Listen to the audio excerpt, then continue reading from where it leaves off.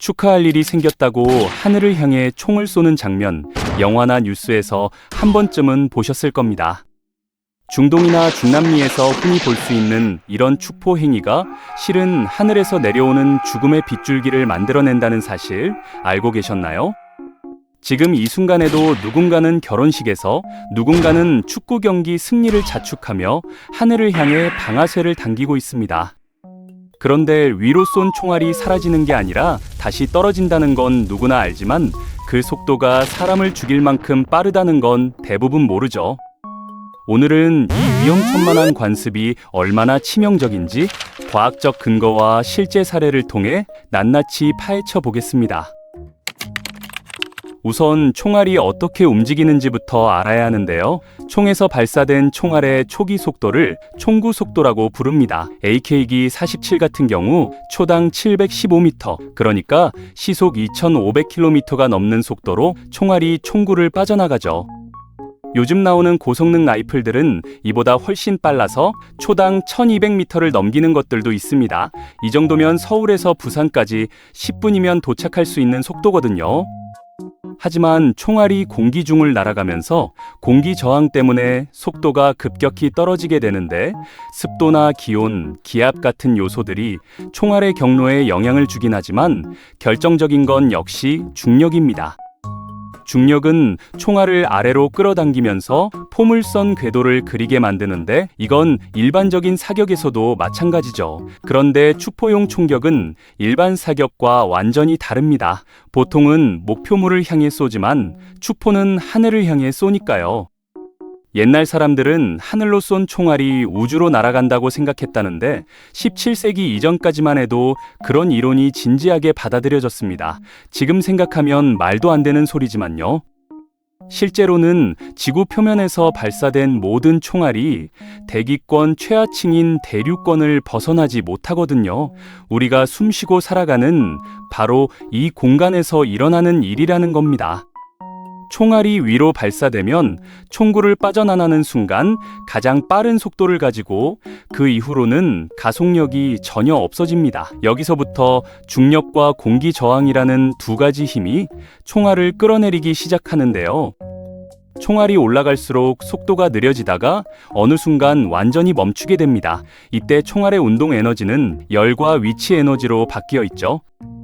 속도가 0이 된 그 순간부터 총알은 다시 떨어지기 시작하는데 중력 때문에 초당 9.8m씩 가속도가 붙습니다. 떨어지는 총알은 속도가 빨라질수록 공기 저항도 같이 커지는데 자연스럽게 떨어지는 총알은 공중에서 회전하거나 뒤집히면서 공기 저항을 더 많이 받게 되죠.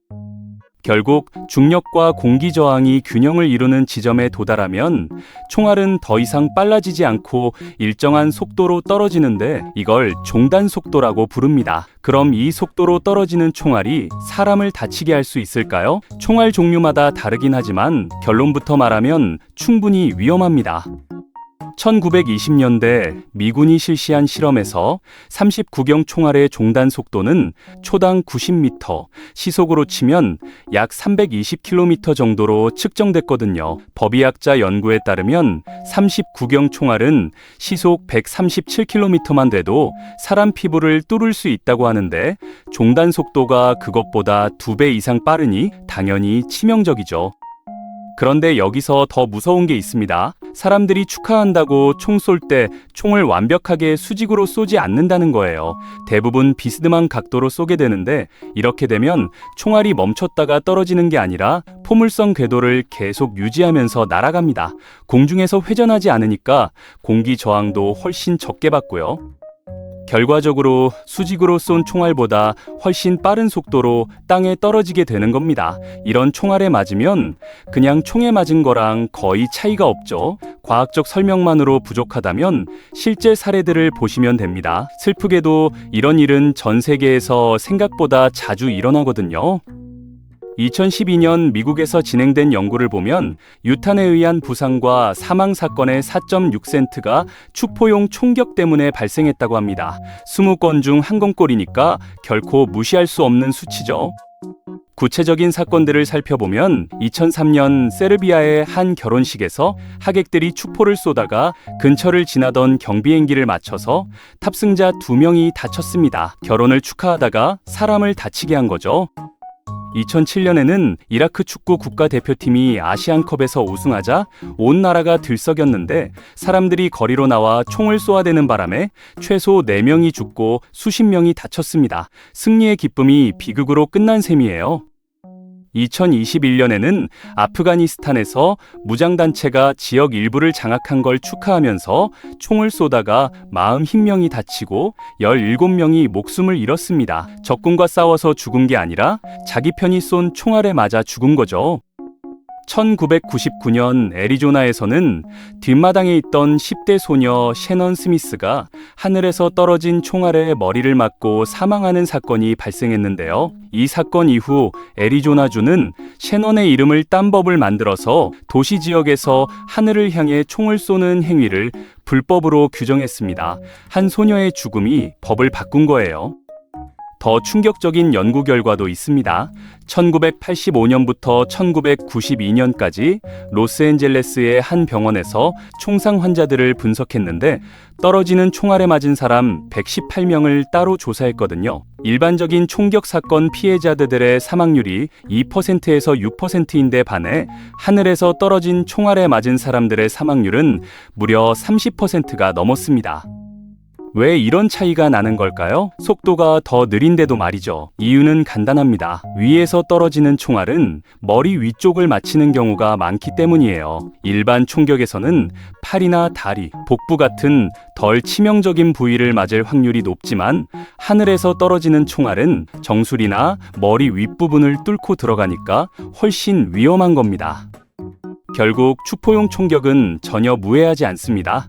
오히려 어떤 면에서는 일반 총격보다 더 치명적이죠. 그런데도 여전히 많은 나라에서 이런 관습이 계속되고 있어요. 문화적으로 받아들여지는 곳도 많고요. 하지만 과학은 명확하게 말합니다.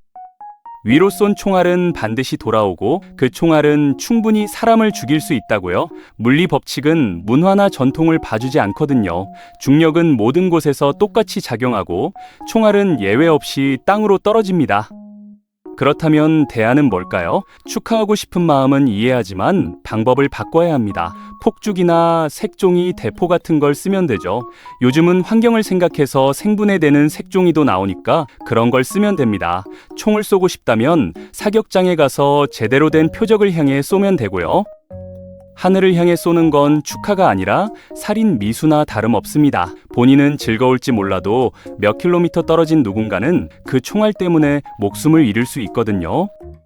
이런 위험성을 모르는 사람들도 많지만 알면서도 하는 사람들도 있습니다. 설마 내가 쏜 총알이 누군가를 맞히겠어? 하늘이 얼마나 넓은데? 이런 생각으로요. 하지만 통계는 거짓말하지 않습니다. 미국에서만 해도 매년 수백 건의 축포 총격 관련 사고가 발생하고 전 세계적으로는 훨씬 더 많은 사람들이 이 무분별한 행위 때문에 다치거나 죽어가고 있어요. 당신이 쏜 총알이 누군가의 생일 파티를 장례식으로 바꿀 수 있다는 걸 기억하셔야 합니다. 과학적으로 봤을 때 총알의 종단 속도는 충분히 치명적이고 비스듬히 쏘면 더욱 위험하며 실제 사례들은 이론이 아닌 현실임을 증명합니다. 떨어지는 총알의 사망률이 일반 총격보다 높다는 연구 결과는 이 행위가 얼마나 위험한지 명확히 보여주죠. 축하는 생명을 위협하지 않는 방법으로 하는 게 맞습니다. 총알은 위로 쏘든 옆으로 쏘든 결국 어딘가에 떨어지고 그 끝에는 언제나 위험이 도사리고 있다는 사실 절대 잊지 마시기 바랍니다.